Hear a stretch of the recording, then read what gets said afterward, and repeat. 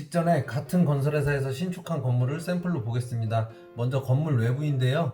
외부는 주된 마감재가 대리석입니다. 총 3가지 종류의 대리석을 사용을 했고 전면에 보이는 게 이제 현무암이고 그 위쪽에 짙은색 하강암을 썼고 오른쪽 끝에 부분은 포천석을 사용을 했습니다. 코너 건물이라 좀 상당히 크게 느껴지죠. 건물 마당은 칼라 콘크리트로 건식 기법으로 이렇게 시공을 해놨고요. 복도 내부 모습인데 초입에 이렇게 무인 택배 보관함이 들어가 있습니다. 그리고 복도의 전체적인 색상은 그레이 톤이에요. 그러니까 조명이 꺼져 있을 때는 좀 어두운 느낌이 들 수도 있지만 조명이 켜졌을 때는 좀 깔끔하고 모던한 느낌이 많이 듭니다. 그리고 복도 천장에는 이렇게 간접등이 다 들어가 있어요. 요즘에는 복도 천장도 인테리어를 많이 하거든요. 이게 2층 복도의 모습이고요. 이제 원룸 내부의 모습을 보겠습니다. 현관문을 열었을 때 현관문에 가장 가깝게 신발장이 들어와 있고 그 다음에 싱크대와 드럼 세탁기 그리고 정면에는 화장실이 배치되어 있는 전형적인 원룸의 구조입니다. 신발장은 화이트 톤의 그 가구에 골드 색상의 손잡이를 사용해서 포인트를 줬고요.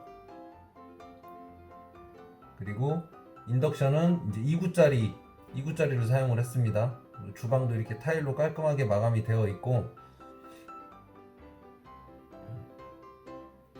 화장실은 전체적으로 화이트 톤인데 거기에 블랙 색상의 액세서리와 수건장, 거울 등을 이용해서 포인트를 줬습니다.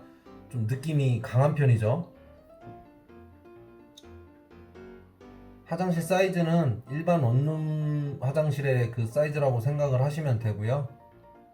화장실 문도 이렇게 골드 색상의 손잡이로 포인트를 줬습니다. 중문을 열면 이제 방 내부가 나오는데 이 원룸에서 가장 특이한 점은 침실과 이 거실 공간의 그 사이를 저는 선반으로 분리를 해놨다는 거예요. 선반으로 분리를 해놨기 때문에 좀 답답하지 않고 개방감이 있는 편이죠.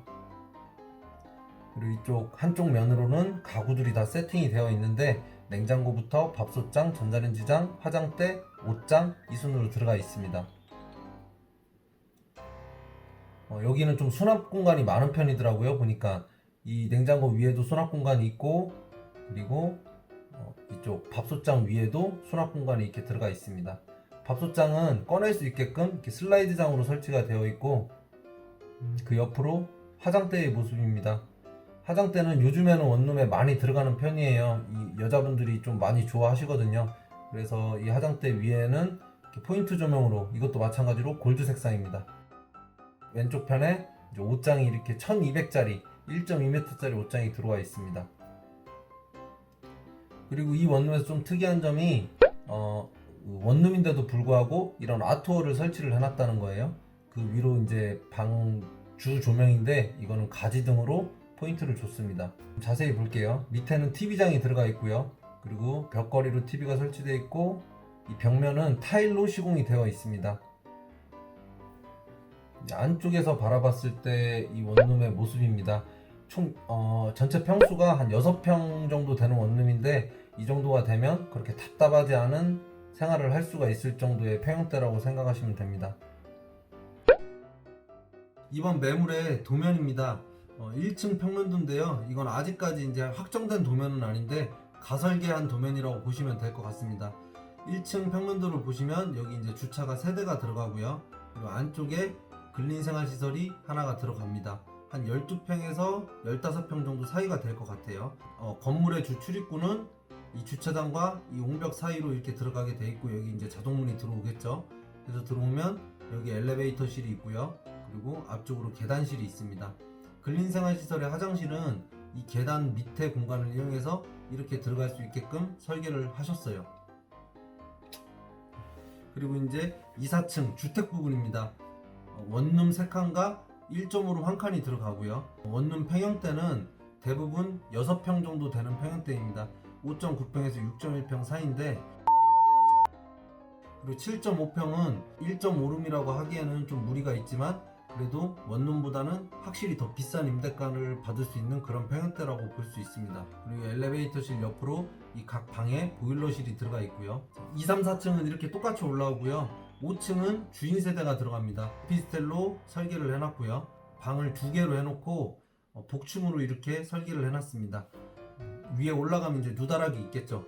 그리고 한실을 더 원룸으로 뽑아서 이제 전체를 주인 세대로 쓸 수도 있지만 수익을 위해서 원룸을 한 칸 넣은 거예요. 그러니까 만약에 넓게 주인 세대를 사용하고 싶다 하시는 분이 있으면 이거는 주인 세대 면적으로 산입을 시켜도 무방합니다. 마지막으로 수익률 분석입니다. 대지 46.1평 그리고 상가 다중주택이라고 볼 수가 있겠고요. 연면적은 140평에서 한 150평 정도 사이로 나올 것 같습니다. 그리고 지역지구가 일반 상업지역이라 제가 좀 전에 설명드린 것처럼 건폐율이 80%인 지역이에요. 그리고 주차장과 엘리베이터가 설치가 되고요. 그리고 1층 근생은 한 2000에 80 정도로 잡아놨습니다. 이 정도 수준이면 무난하게 임대를 놓을 수 있는 그 정도 임대가입니다. 위에 2, 3, 4층 주택은 다 똑같은 구조로 올라갑니다. 1.5룸 한 칸과 원룸 3칸으로 들어가는데 1.5룸 같은 경우에는 전세 기준으로 8,500 수준, 그리고 원룸은 전세로는 한 7,000 정도, 월세로는 500에 40만원 정도 이렇게 책정을 했습니다. 이 정도 수준이면 그 신축 임대가로서는 좀 무난한 수준이라고 보시면 될 것 같습니다. 주인 세대에 입주를 안 하시게 된다고 하면 한 1억 8천 정도의 전세를 놓을 수가 있고요. 원룸은 전세로 이렇게 잡아놨네요. 총 매매 대금은 15억이고요. 그리고 융자는 7억. 승계가 가능한 융자 금액입니다. 총 보증 금액은 이 수익률 분석표대로 임대를 놨을 때 한 5억 8,500 정도 되고요. 그리고 실투자 금액이 2억 1,500만원. 투자 금액은 전세와 월세 전환으로 좀 조절이 가능하겠죠. 월세가 한 431만원이 나오는데 은행 이자를 제하고 나면 한 198만원, 약 200만원 정도의 월세를 받을 수가 있습니다. 이게 순월세고요. 그럼 투자 금액에 대비해서 수익률이 어느 정도 되느냐 이걸 따져봤을 때 연 수익률로는 그러니까 11% 정도 수준의 수익률을 얻을 수 있는 고수익형 부동산이라고 보시면 될 것 같습니다. 가장 이 물건의 메리트가 뭐냐면 대흥동이라는 큰 상권이 형성되어 있는 대전의 대표적인 상권이 있는 그 지역에서 가까운 곳이라고 보시면 되고요. 그리고 지하철역까지도 도보 10분 이내로 왔다 갔다 할 수 있는 교통도 편리한 지역에 속해 있는 매물이라고 보시면 됩니다. 이게 가장 큰 메리트라고 볼 수가 있고요.